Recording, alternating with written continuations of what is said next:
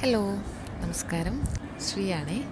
ഓണമൊക്കെ എവിടെ വരെയായി? അപ്പോൾ എൻ്റെ പൂക്കളത്തിന് ഒരുപാട് റെസ്പോൺസ് കിട്ടിയിട്ടുണ്ടായിരുന്നു. അപ്പം ഞാൻ വിചാരിച്ചു കുറച്ച് പേർക്കെങ്കിലും ചിലപ്പോൾ അത് സ്ലോ ആയിട്ട് കണ്ടാൽ കുറച്ചും കൂടി ഉപകാരം ഉണ്ടാവും എന്ന് വിചാരിച്ചു. അപ്പോൾ അതാണ് ഞാൻ ഈ വീഡിയോയിലൂടെ കാണിക്കുന്നത്.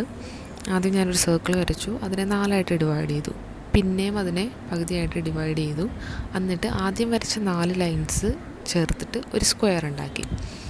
അതിനുശേഷം പിന്നീട് ഉണ്ടാക്കിയ 4 ലൈൻസ് വെച്ചിട്ട് നമ്മൾ അടുത്തൊരു സ്ക്വയർ ഉണ്ടാക്കും.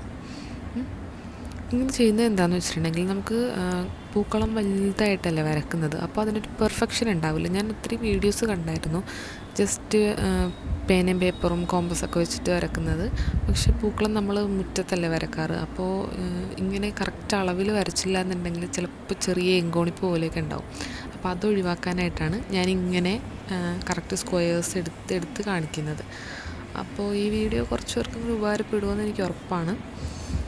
പിന്നെ അത് കഴിഞ്ഞിട്ട് നമുക്ക് ഈ ആവശ്യമില്ലാത്ത ലൈൻസൊക്കെ നമ്മൾ ജസ്റ്റ് മായ്ച്ചു കൊടുക്കണം.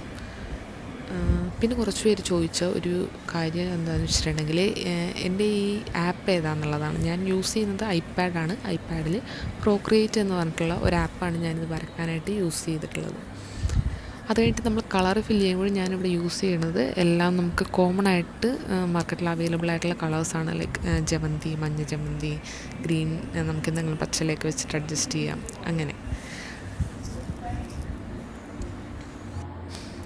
ഈ പൂക്കളം സീരീസ് കുറച്ച് നേരത്തെ തുടങ്ങേണ്ടതായിരുന്നു എന്ന് എനിക്കിപ്പോഴാണ് മനസ്സിലായത്. ഞാൻ കുറച്ച് ലേറ്റായിപ്പോയി. പക്ഷെ എന്നാലും സാരമില്ല. ഉത്രാടം, തിരുവോണത്തിനൊക്കെ അവിട്ടം, ചതയം എല്ലാത്തിനും നിങ്ങൾക്ക് ഈ അത്തക്കളങ്ങൾ ഉപയോഗപ്പെടുമെന്ന് ഞാൻ വിചാരിക്കുന്നു.